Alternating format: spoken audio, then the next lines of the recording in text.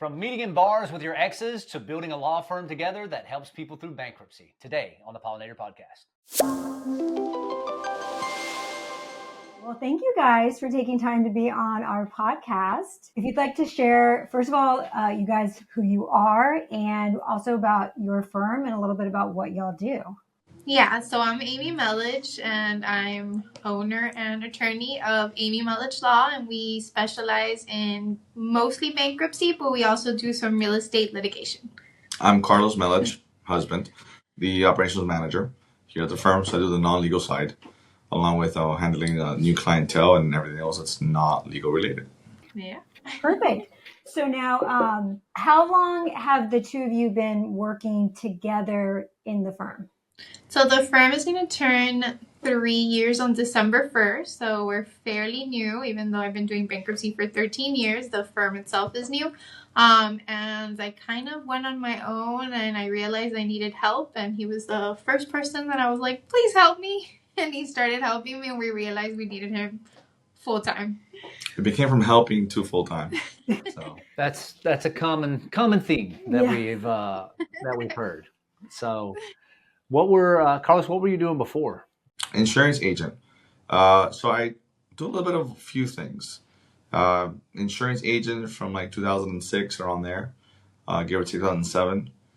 From there, and then about I'd say about 2 years or so, a year before she opened up her own firm, I decided, okay, I'm gonna get out of the insurance business. Through that process, still music festivals, award shows here and there, so talent coordinating or production management. So I still do that still today. Ultra Music Festival, I've been doing that for 20 years. Oh, wow. This coming March will be my 20th year, as a matter of fact. So, and so she said, I want to open my own firm, and great, come help me. So here we are. Yeah. So a little bit, kind of a little bit different scene and and process between bankruptcy law or maybe there's some overlap. I don't know, with music festivals and stuff like that. In going bankrupt. No, zero overlap. The only overlap would be the sales portion on being an insurance agent, because I did personal lines and commercial lines. So as far as speaking to people, the sales, etc., that comes normal. My mom would tell me that when I was a kid, I was like brought like a new friend home. So never had a problem with that. So in that respect is kind of where my role sort of, I guess, flourished, I want to say. Mm-hmm. But the music festival has zero to do with bankruptcy or law in the day. But I think like you take little things from each of them, right? Like, so like you did sales for insurance, so now like you apply that into helping with the non-attorney salesperson position, and then the production also deals with like operations and stuff. So then you're also in charge of that. So it kind of just ties in. That's a good way of looking at it. Yeah. That's what I was thinking. With the performance, you're having to manage a lot of different pieces and making sure everything runs smoothly and on time and gets done. And that's, I think, because I'm also like with the operations part, like you're juggling a lot of balls and having to make sure that it all works together and flows together. And yes, a lot of that does overlap. I hadn't looked at it that way, but yeah, there is some logistical aspects on the musical festival part. So it is a high stress environment, but I think it's different when you're sitting on a desk all day long. But maybe now you pull some like of the skills of like when they call you and there's like, Carlos, there's a fire this way, there's a fire that way. Now you can just apply it here. Yeah, and mind you, that's not even, I don't even have and compared to other people above me in that world, they have far more stress, far more responsibility. But yeah, pretty cool.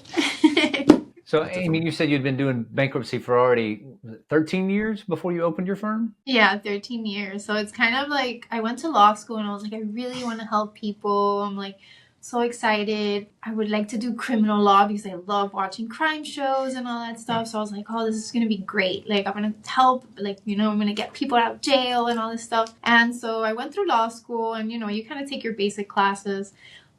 We graduate, and then I end up going and interviewing for the first firm that called me for an interview, and I was like, okay. And it turns out to be a bankruptcy firm, and I was like, ooh, I don't know anything about this, and this is not what I want to do. I kind of just went with it because they hired me on the spot, and I was like, hey, it's a job. I could always look for something else. And so I kind of dug in, and there was a lot of crying at the beginning because it was complicated. It was numbers. I didn't want to do numbers. But she hates math. But yeah, she's really good. She's really good at this. Yeah, so Clicks, just clicks. Yeah. This is like, adding and subtracting. So you kind of just need to figure out what the equations are, but they work. Yeah, it's not, I help like the kids with or math homework. Right. I mean, I don't do math homework. No, I help the kids with the math homework. She does like the literature, English, language arts, all that stuff. See? But yeah, this just comes naturally for her at the end of the day. Yeah. But I figured out like along the way that this actually is helping people just instead of with criminal problems, with financial problems. So I kind of just applied. And so like I have a lot of job satisfaction because I know like I'm really helping people every day. So I'm just happy every day about what my firm is doing and how many people we're helping. And you're still litigating against the state, basically, right? Yeah, I'm still litigating. Today I was supposed to have a civil trial that thankfully got canceled so I could be here with you guys. So. So what was what was that pivotal moment that made you decide to go out on your own? So I worked at the biggest bankruptcy firm for 7 years, and it was a lot. It was very high volume.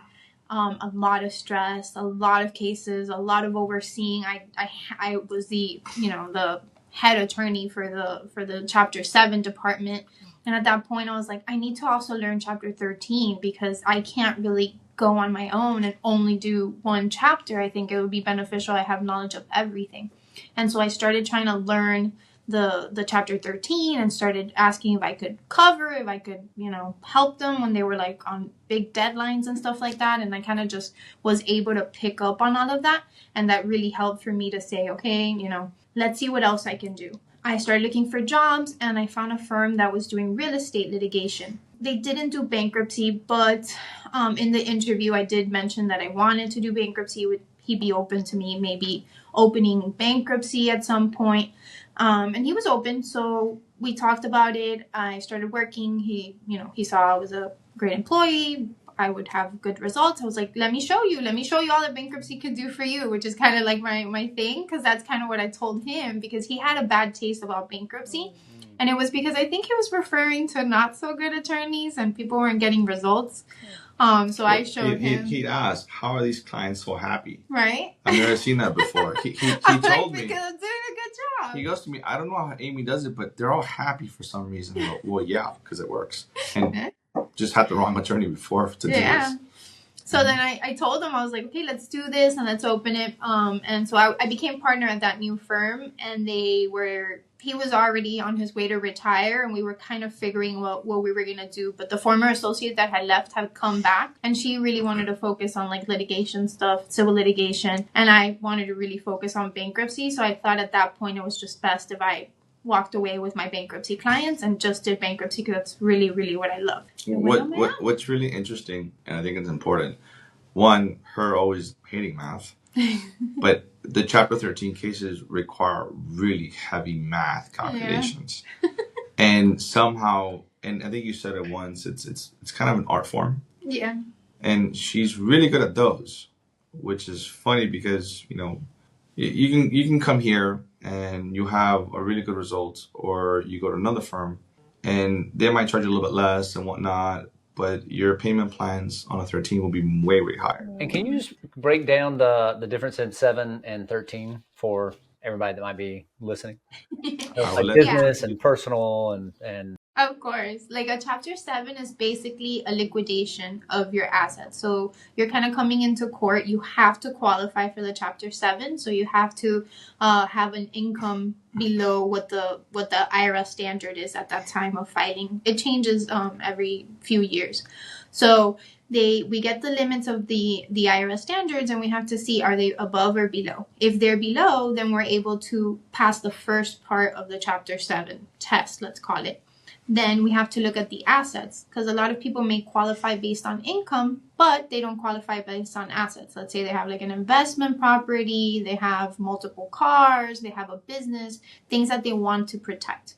So that analysis is just as important as the income analysis. We have to see what they own and what they want to protect. And that's a really important thing. So a lot of the work, the main work, a good attorney is going to be doing it before you file the case. You're going to look at everything and say, hey, you have these assets. What do you want to do? Oh, I want to protect them. Okay, we cannot do a Chapter 7. In Chapter 7, if you file and there's an asset you want to protect, you either have to repurchase it, so like pay the trustee to keep it, or you have to surrender it. So, and you can't just say like, oh, never mind, I don't really want to do this anymore. You're kind of in. Once you're in, you're in.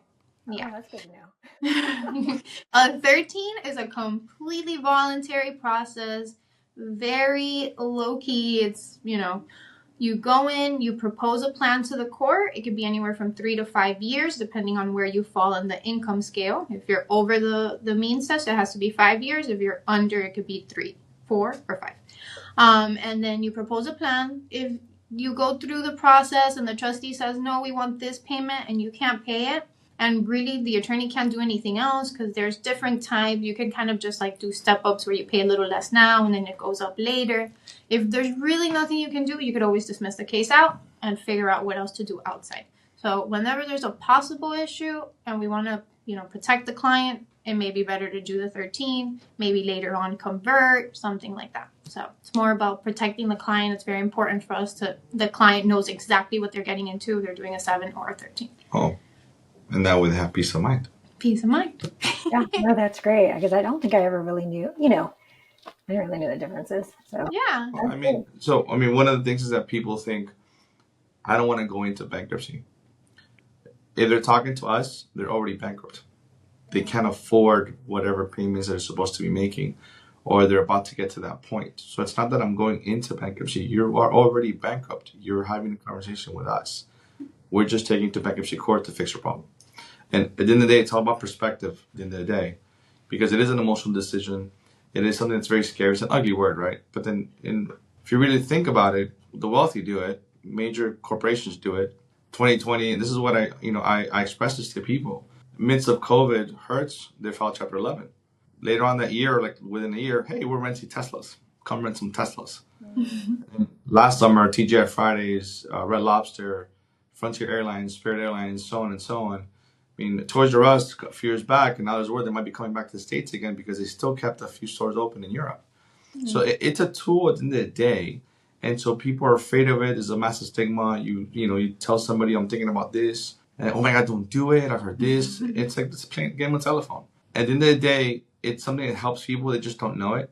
And so really what kind of, motivates us is getting rid of that stigma and realizing that our clients can get that peace of mind and just making sure it's done that way, because unfortunately, not every firm provides that. It's all about, money. It's really interesting what you said there, that by the time people are coming to you, they're already bankrupt. But like what is that actual technical definition of bankrupt? Well, I don't know if there's a technical definition, but I know what my definition would be, which is I can't pay my bills. I have no money in the bank. I'm bankrupt. People think of it as a game of Monopoly, right? You lose when you're bankrupt, when you're out of money. Yeah, it's better to go to jail in Monopoly than to go bankrupt. Right. You have no money to continue playing that game. Here, okay, well, you don't have any money, but you need to survive. What tool is there? Well, there's bankruptcy. There's bankruptcy court. Yeah. And when you file for bankruptcy, and don't quote me on this, but the way I look at it is you're filing for bankruptcy protection. You're filing to protect yourself from creditors coming after you, because that's how it is. Our moral compass, it's working, in this country, like I think mostly in this country. Nothing bad. I think it's fantastic. But it's all about credit. If you have really good credit, you're able to levy that to get the things that you want to do, so on and so on. Mm-hmm. But what happens, our moral compass is constantly working, saying, you know what, so-and-so lent me so much money. I need to pay them back. I worked so hard for my credit score. I need to make sure that this is maintained a certain way. Mm. And so because of that, you're now pleasing other people, i.e. a bank. But the bank's sole purpose is to make sure that we accumulate debt so that way they can make money. Yeah. So what happens is that, why are we working so hard to make someone else happy that knows nothing about us? Now they know if we file, right. So now what happens? Well, they're not going to tell you, hey, listen, by the way, go and file bankruptcy, whatever, and, come apply later. No, because that cow's got milk, and we want to squeeze that cow for all its milk it's got. Right? So it serves them no purpose, because the name of the game is the banks, they make their money from putting us in debt. Not putting us in debt. We make our choices, right? Sometimes they're good, sometimes they're bad, sometimes there's no fault of us. Just things get out of hand, that snowball becomes bigger. But there's a tool here that's going to help you. And that way you're not going to get these phone calls, these threatening phone calls. Someone today was like, did you know? Someone today came in who was like, oh, I lent my credit card to my dad. He used it. Oh, that's fine. You go to jail for that. All because trying to scare her to sign a piece of paper for a settlement and to go into a judgment. And I told her, no, we're going to file your case today. Don't sign anything. It's fine. Aimee says it's okay. She says, don't sign anything. It's good. We're filing a case today. Just ignore them. If they call you back, tell them you got a lawyer. You're filing for bankruptcy. Direct them this way. Because their job is to collect, get into debt. And the interest rate just goes up and up and up. Yeah. So at the end of the day, people don't realize that. And then, And the protections that there was before of like, predatory lending and all these things. Now, like you go on social media and you're like, get this loan, whatever, and all this stuff. There's like so many things out there like that are like better than bankruptcy. Do consolidation, do this, do that, and all of those. Don't even get me started with debt consolidation. Yeah, like those are all like scams and schemes, and they don't protect you. Like people in debt consolidation end up coming to us anyways, but now they've paid thousands and thousands of dollars. They still owe pretty much what they owed before. They're being sued. During that process. And anything that was forgiven, they now have to pay taxes on that. Those are a lot of things that people don't understand, and they think, well, I'm not going to go into bankruptcy. I'm going to do a debt consolidation. And they're so much worse off. Oh, yeah. They'll get that 1099 end of the year. Right. Oh, you owe 20. We settled on 5. You're getting a $15,000 1099. With income. Now you have to pay taxes on that. Mm-hmm. They don't know that either. Yeah. Wow. Okay. And that's the response that we get most of the time. It's the wow. Yeah. People don't know. And that's the thing. It's not their fault, right? People think, oh, my God. And they've said, oh, my God, I'm so ignorant. You're not ignorant. Yeah. No one has told you. No one is educated. It's not your fault that you don't know, right? Bankruptcy is ugly. It's an ugly word. We call it a tool. Yeah. I can say people are ignorant on the matter. No, I can say they just don't know. Mm-hmm. Well, and I mean, you go back historically, like 150 years ago and whatnot. It was there weren't all these like big nameless banks. Like if you were borrowing money, it was probably for some kind of business purpose or something like that. And it was from like the local bank or the lender there. And so there were a lot more like close relationships. It's all based on handshakes. And And so like, you didn't want to necessarily, break those kind of ties, or you'd figure out some way. But, stuff happens. I think like the last thing I heard is the number one cause of bankruptcy is like medical debt, right? And that's like generally not something that you decided. Like something happened, like just stuff happens. And or even if it's not medical debt, but even that you had a medical issue and you couldn't work to pay your bills. So maybe you had insurance and it covered it, but now you have all these credit card debt that you can't pay because you were ill, you were in an accident, and then you have all these bills that you're behind on. So many things that can happen to cause you to do bankruptcy, but that's definitely on there. Yeah, I mean, the most recent one, husband and wife was diagnosed with cancer, couldn't work because of that loss of income, which is, quite a bit. Now things started piling up and because of that, the husband, who was the one that was filing, had to, I'm going to surrender my truck. I love my truck, etc. He's a mechanic, so he takes care of it, part of ownership when it comes to vehicles. Ended up being a Chapter 7, done 3-4 months, but what happened? The creditor kept bothering, kept calling, kept texting. Was it 140 text messages? It was 140. So long story short, this scary thing, not only did Aimee get him the truck back with no balance, was that like a $30,000 what he owed on the truck, got the truck back, forgiven the debt on the truck, so now it's paid off vehicle. The bank, they're going to fix everything wrong with it. Now, in addition to that, we're able to award him on top of that. We were able to get him a nice settlement on top of that. So about a year's worth of his income, put it this way. I compare, I'm like, I wonder how much this person made last year. Looked at it like, he's almost there. So he got awarded cash for all the violations. Yeah.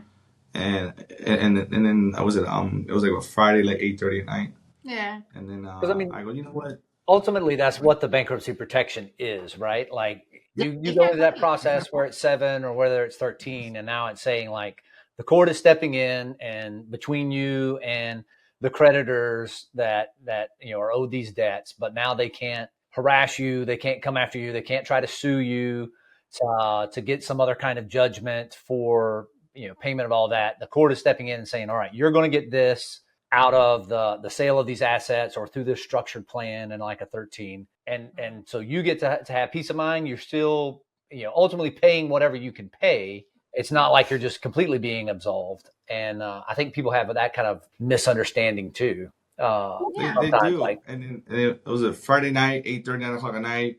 She gets the good news.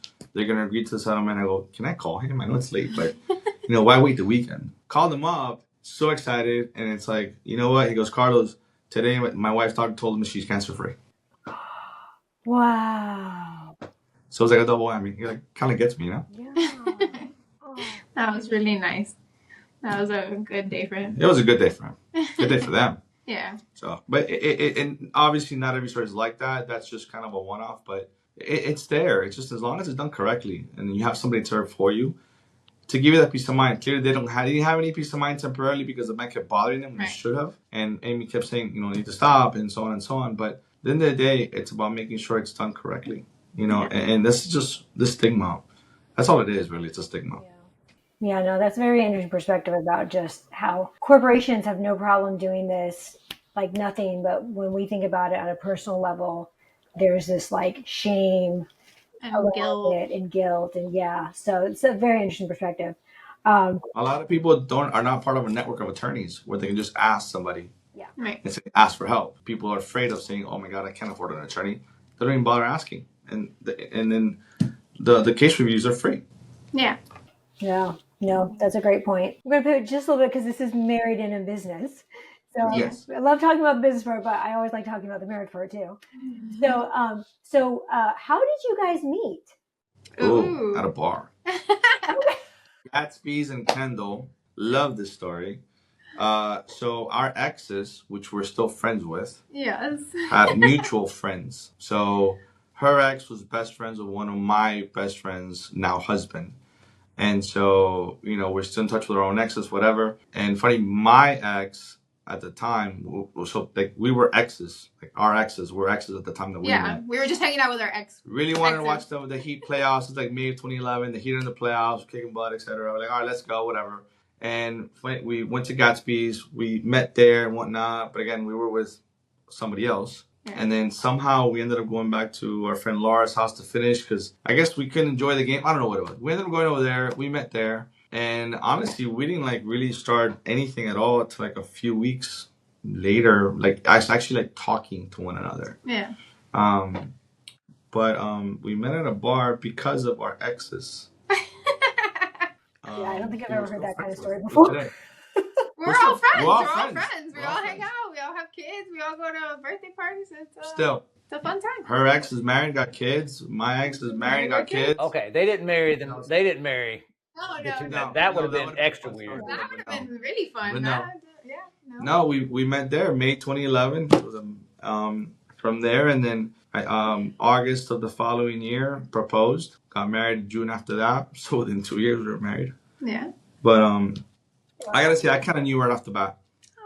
I knew right off the bat. When I met her, single, fun again, music festivals, whatever.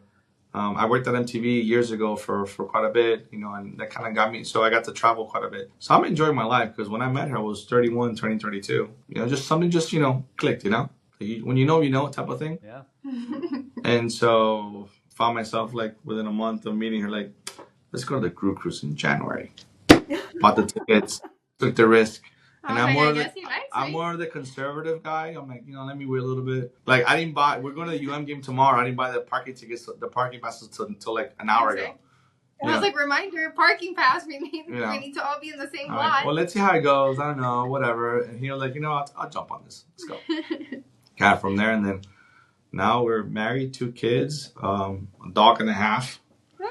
And a half. Wait, I was going to say a dog and a half? My mom's relationship with the dog is touch and go. Yeah. She scratched her a couple of times. She's elderly. She's like, I don't think I can handle her as a puppy yet. Tiny little dog.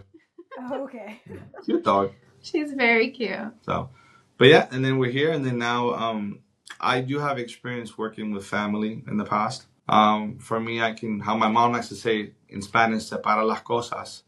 So I'm pretty good at separating things. It can be challenging at times. Yeah.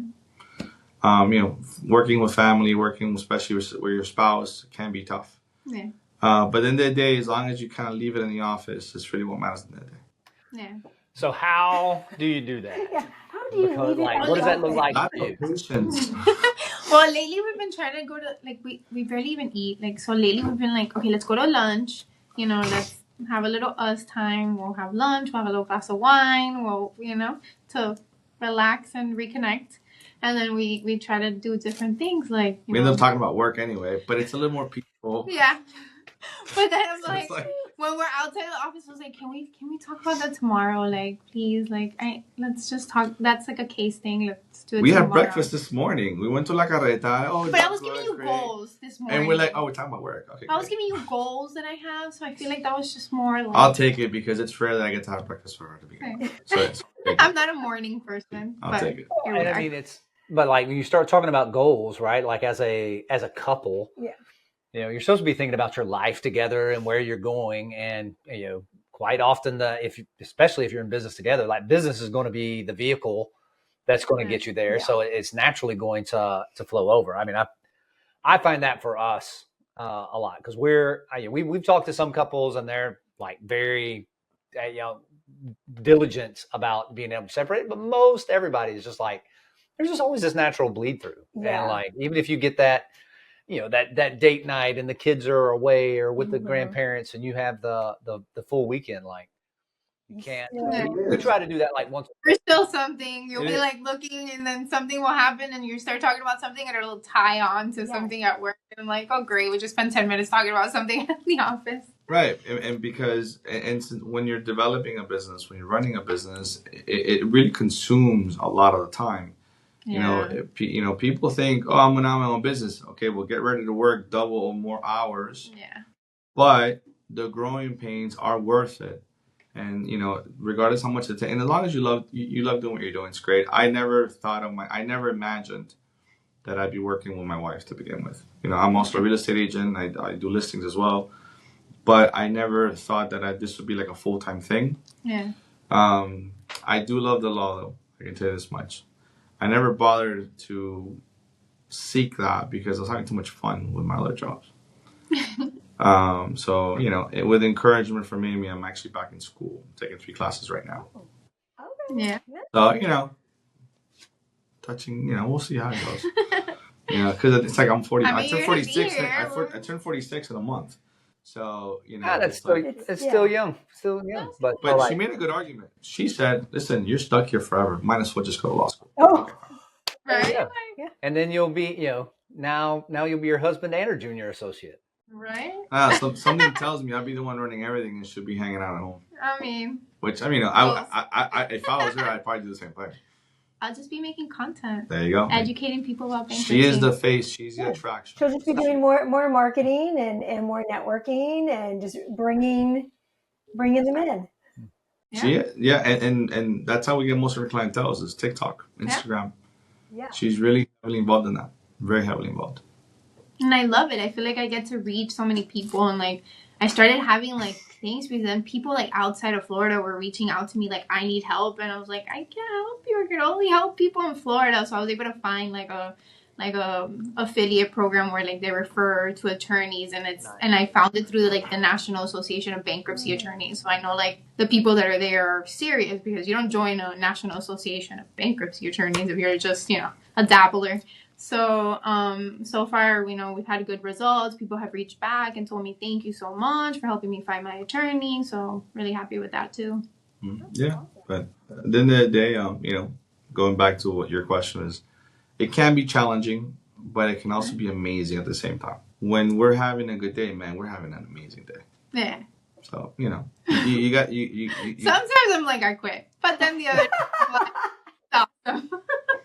Well, but at the same time, I know, like, just from our experience, because it's been a little over 3 years since Shannon started working with me, and it's like, we go off to work, and we're kind of in our separate worlds, and you don't really have any understanding of you kind of understand what their role is. They kind of bring something, but you don't really understand what the day to day is like. And I can say that's been one of the most validating things for for me is sometimes Shannon will be over at her desk and she's like, "How do you do all this?" And I'm like, I feel seen now.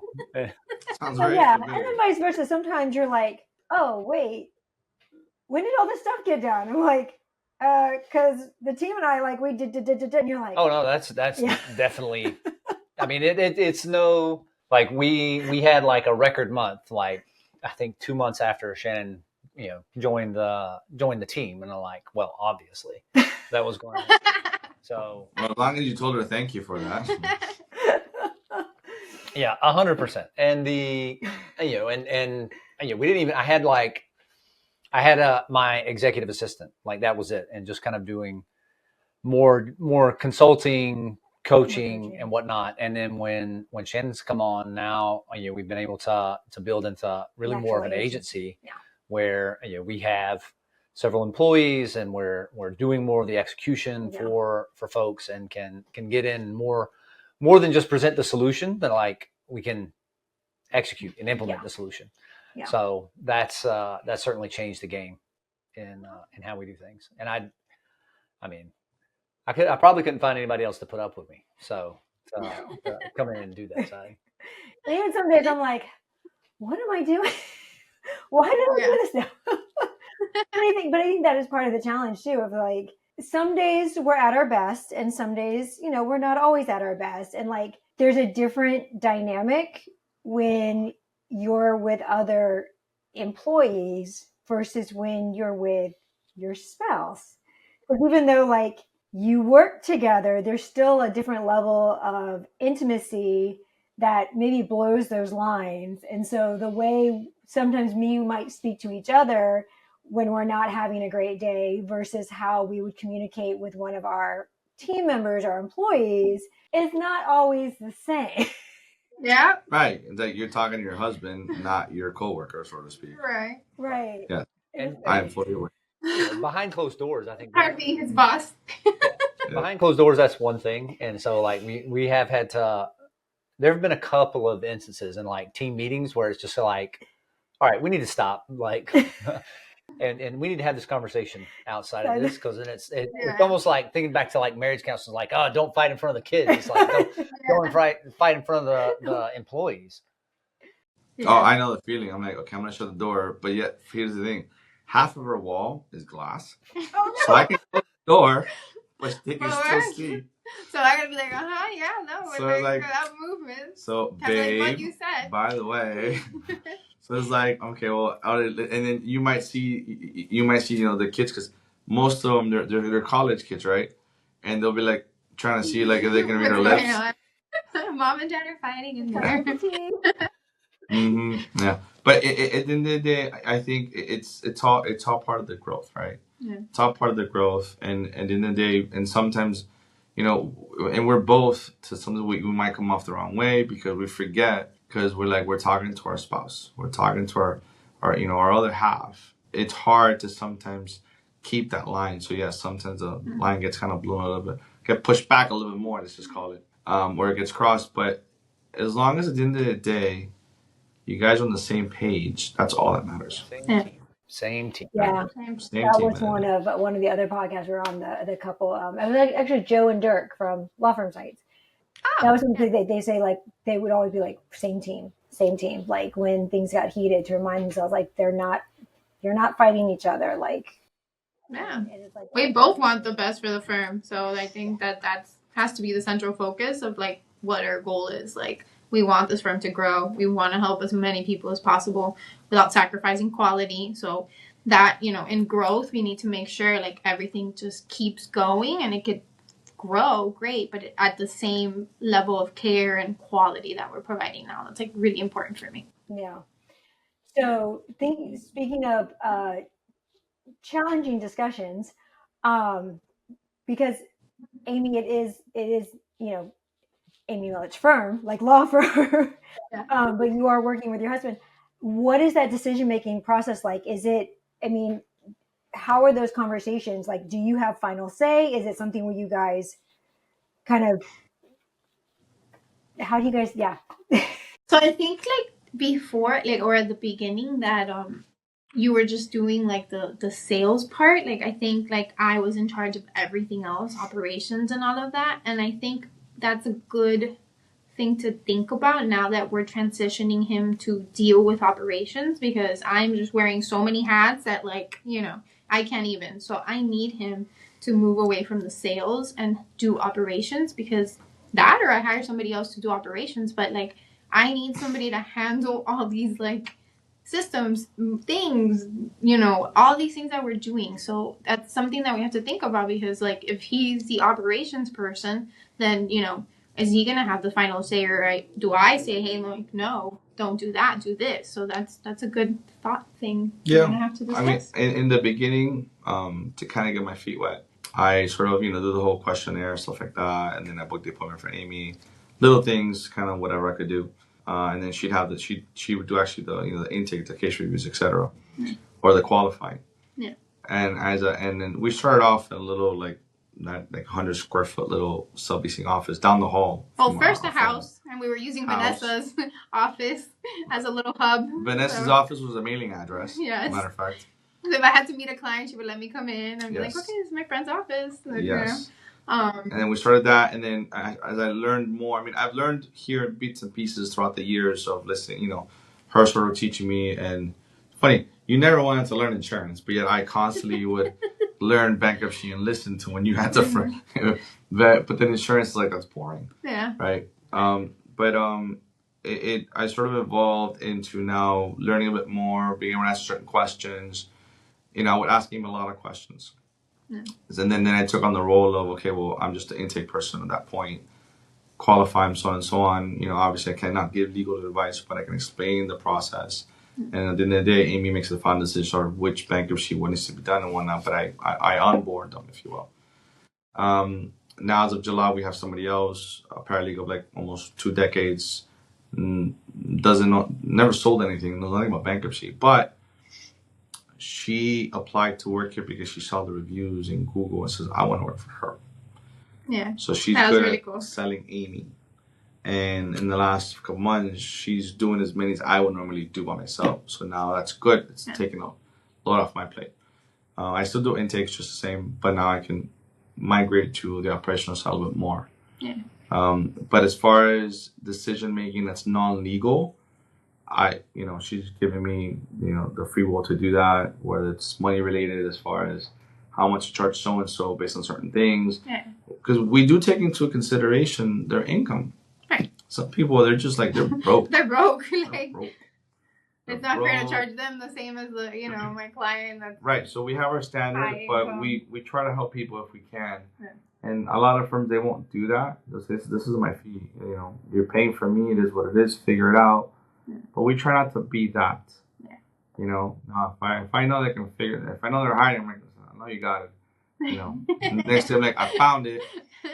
But we can tell real quick, like they're really like on the low. Like we'll figure it out. We'll do a payment plan, etc., stuff like that. Don't worry, we'll get it done. Mm-hmm. The one from this morning, her bank account was frozen. It was garnished. So then that's fine, because now they have zero access to their money. I told her, look, you know what? Let's give me a little bit now, and we'll do a payment plan. Don't worry about it. It's fine. And then when it's unfrozen, you can go and pay the rest. So we're flexible on that. It's just case by case basis. Yeah. So, but the legal part, all her. I don't make any decisions whatsoever. No. Now she might ask me like, this is now. I'm like, well, opinion, not legal advice. like she might like. No, I meant to say, like, I might ask her certain questions often. I'm like, listen, this is my dilemma, but I'm not sure if I should answer or not or whatever. Right. I think we could do this, and then she just kind of tells me, which way to go. Yeah. But you rarely come to me with anything. Sometimes. You know what? Like, sometimes I'm dealing with a case. Let's go on vacation. She'll come to me. Let's go on vacation for Christmas. Sometimes I'm dealing with a case, and I'm like, look, this is what's going on. Like, I don't know what to do. And I'm not really asking, like, for legal advice from him, but I'm just, like... And sometimes he'll be like, but did you check this or have you thought of that? And then she gets mad at me because I'm making her work more now. Yeah, sometimes I'm like, oh God, no, don't make me check other things. I'm just trying to focus on this one. He's like, but look, what about this? Did you check the deed or did you do this? And I'm like, no, I didn't look at that, but okay, I guess. But I get satisfaction if like my idea worked. Yeah. But then she's still upset because I made her work more. It's like, babe, it's midnight. I'm like, well, I mean, you asked me to look at it, so. That's your opinion. What do you think? I know sometimes I talk to it, I'm just like, I just need to like I'm just kind of verbally processing. I'm not really wanting you to like fix it for me, give me an answer. I'm just wanting to speak it out loud to help me kind of like put the pieces together to figure it out myself. That's what she does. I do that too. Oh, okay. So, okay, got it. So it's not just me. Okay, but then if I don't respond and I ignore, I don't want to be accused that you're ignoring me. Hello. So, Oh, okay. Like, no, it's the there was a meme that went around. Like they even showed it in maybe even showed it in church, but it's like it's not about the nail, and it's like this little video, and it's a couple talking about something, and she's explaining all her frustration, and it's just like this pressure in my head, and she like turns around and she's literally got a nail stuck in her head, and the guy's like, I think it might have something to do with the nail, and she's like, you always do this. And it's just like, I just want you to listen. I know that story. I don't need you to fix it. He's like, are you sure? Because I bet if we got that out of there, fine. I'll just listen. I just gotta grab it. And that's I guess the male mentality is like, I can fix it.